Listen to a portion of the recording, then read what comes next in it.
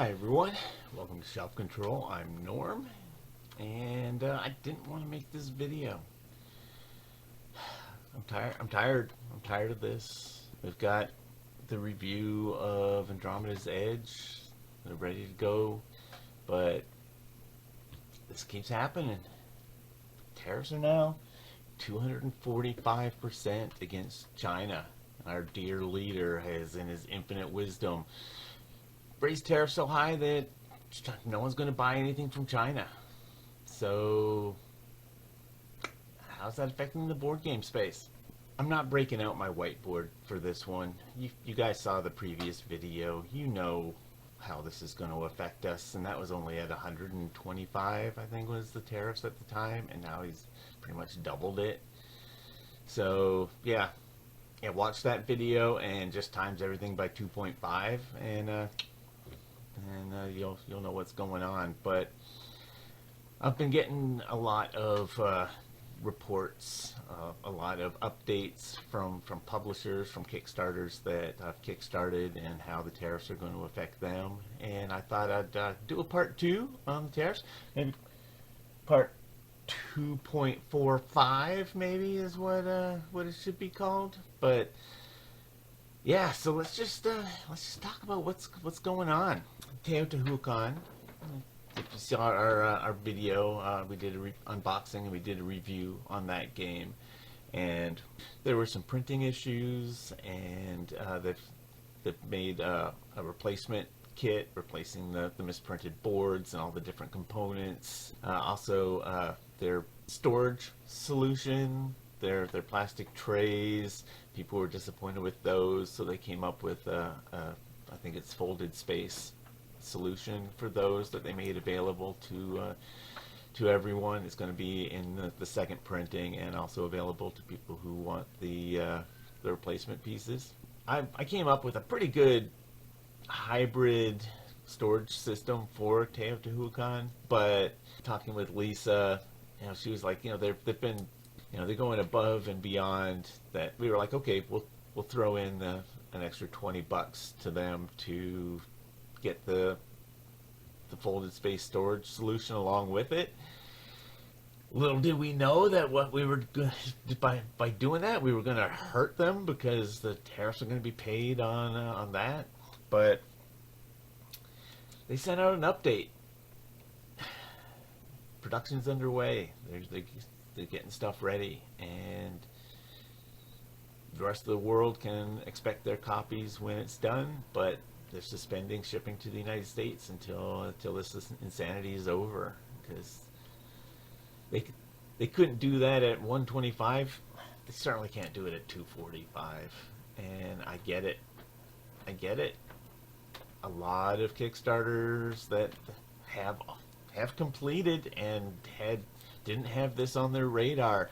They're just like, no, we can't ship to the US. We can't afford it. So the sad thing about that is then that they're going to be accruing storage fees. They've got all these games built that were supposed to go out somewhere, and then they're going to have to pay to just hold on to them and see how long this takes. So, I mean, even that's not a good solution, because that's going to cost them money in the long run. We backed the Marrakesh expansions, and they sent out a message to everyone saying that the tariffs aren't going to affect them in any way. They make their games in Germany, I believe, and other places in Europe. And if they need plastic components, they'll get those from China, because other nations just don't have the capability or the machinery to do it. But Marrakesh is primarily wood and cardboard, so I think that they're going to be fine, and they're just going to carry forward. Their stuff is already more expensive than other publishers, because they don't use China exclusively, and so their production costs are higher because they're not producing from China. All that grumbling about the high cost of Queen games, maybe paid off for them in the long run, because they're able to ship their games. One that I thought was interesting, I didn't kickstart this, but it was a game that I was interested in because it's part of the Key series, and it's Keyside, and they sent out a notification that they were discussing what to do about these tariffs, and they they found a place in Germany that could make the game, and the only change that's going to happen is there was going to be a Kickstarter exclusive of a resource tray made from plastic that you would just take out of the box and set on the board, and it would be great. But since China is the only place that produces stuff like that, them going to Germany, they were going to be using a cardstock, kind of like the Teotihuacan. I got one over here.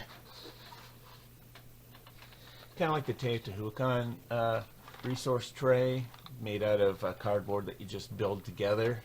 From what I could tell in the comments, most people are like, that's fair, we're good with that, whatever, you know, it lets us get our game. And so, you know, it's kind of interesting.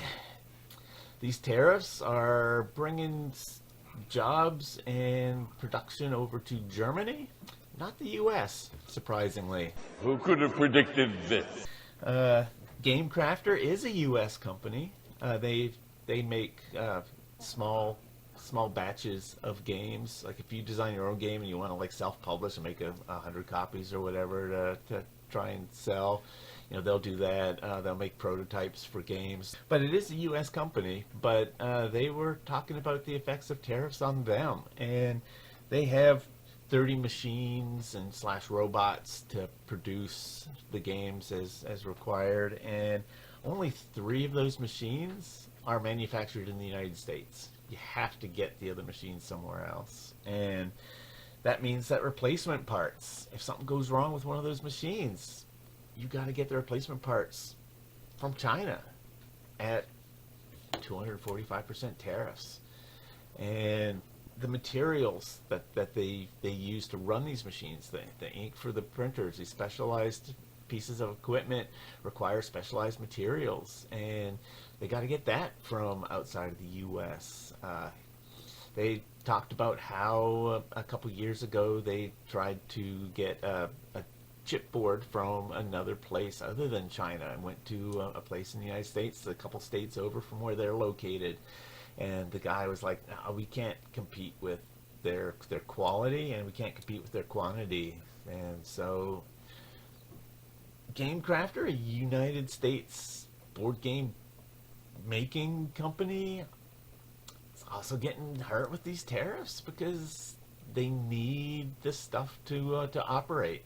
And so what's going to happen to them? They're just a small company. Saw a statement from Greg Ayern. He's president of the Toy Association Trade Group. He was talking about how toy manufacturing and game manufacturing has become so specialized and has such a complex supply chain network that China has spent decades perfecting and getting it to work like a well-oiled machine. And he had a quote, "It will take probably 5 to 7 years at the least to be able to build up this kind of capacity here," meaning the United States. 5 to 7 years, and that's not counting experience. And you know, he said before, China spent decades perfecting their supply chain and their manufacturing system, and we're expected to do that. I saw an interesting poll. It was like 85% of Americans think that America would be better off if we brought factory manufacturing back to the United States, but only 22% of people said that they wanted to work in a factory. So gamers, board gamers in particular, are in a unique position where it's like crowdfunding, Kickstarter, GameFound has taught us a lot about international trade and manufacturing and how that all works that the general public just doesn't know. For one thing, it's not Chinese companies that are bringing in these products. It's American companies It's American publishers. It's people who have designed the game and want to get it to the public. And the factories that produce the games, they're not paying the tariffs bringing them in. It's the American company that's wanting to sell them that's paying this. It's not, we're not collecting any of this money from China. We're getting it from the companies bringing the games in, and they're passing it on to Americans. It's Americans that are paying this. And a 245% tariff, that's basically telling American importers, no, you can't make a profit for that. I got my whiteboard here. I'm not going to bust it out. I'll spare you from that. But I got my sheet here where I was talking about the North Guard. Let's just look. The expansion was $54.13, and the tariff is now 2.45. That $54 expansion has $132 of tariffs stacked on top of it. Yeah, so that's not even saying that the $54 expansion is going to be $132, because then we have to add the $54.13 to that. It's $186.75 for that expansion. But let's go ahead and subtract that price out of there, because this administration, in their infinite wisdom, said that the publishers are only going to pass 25% of that on to the consumer, right? So let's take that 132.61 and divide it by 4. So it's $33.15. Add that to the 54.13, and we're talking $87 for the expansion. Yeah, I don't know who's going to want to pay that. And that's suggesting that the publisher can stomach 75% of 245%. It's ridiculous. And this is American companies and Americans paying this. You know, it's American companies that are gonna close. You know, it might hurt China a little bit. Looking at the numbers, 17% of the stuff that they export around the world comes to the United States. That's not a small chunk, but it's not a very large chunk either, 17%. And all you're doing is hurting Americans more, and for no good reason.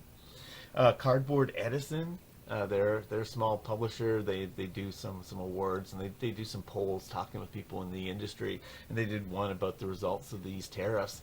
And I think the most interesting one was that 23% of the publishers polled replied that they weren't going to be making games anymore.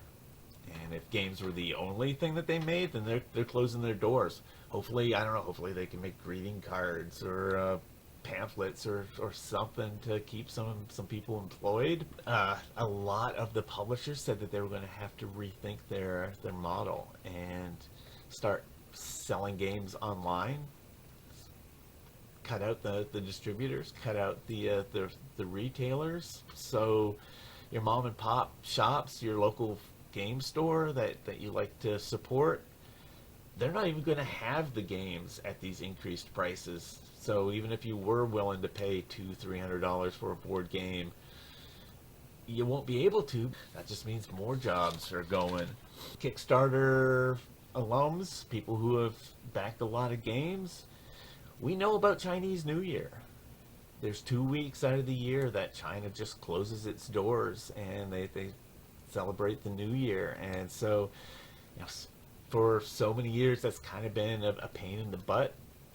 Publishers would try to arrange things so, like, production might end right before the New Year, so then shipping can start after those 2 weeks. But you know, if production goes right up to it, and then if everything stops for 2 weeks, and they have to kick it back up, and You know, it's just like your goal was to try to get everything done and shipped before the Chinese New Year because nothing's going to get done. It was always a little bit of a pain, but I think it also shows a lot about the power that China has. Trump likes to say that he's holding all the cards and that he's going to win this game, but if you have a company that makes things for you and they say, we're not going to make anything for you for 2 whole weeks and you're just going to have to wait, and you're the country that's like, okay, well, we'll wait. You're not the country holding all the cards. I'm sorry. That's not the country with the power. It's gonna be rough. It's gonna be rough. Not just for board games, but for everything. But I think that gamers, especially those who kickstart a lot of stuff, have a unique perspective on all this, and don't get fooled when the media is talking about the genius moves that the administration is putting out, because we've seen what happens. We know how this works, and we're not being fooled by this. This is not going to be easy. This is going to be rough. Americans are going to be losing their jobs. Germany's getting more production, so I mean, good on them. So, anyways, I'll talk to you later. Hopefully with a review. Hopefully no more of this. Bye.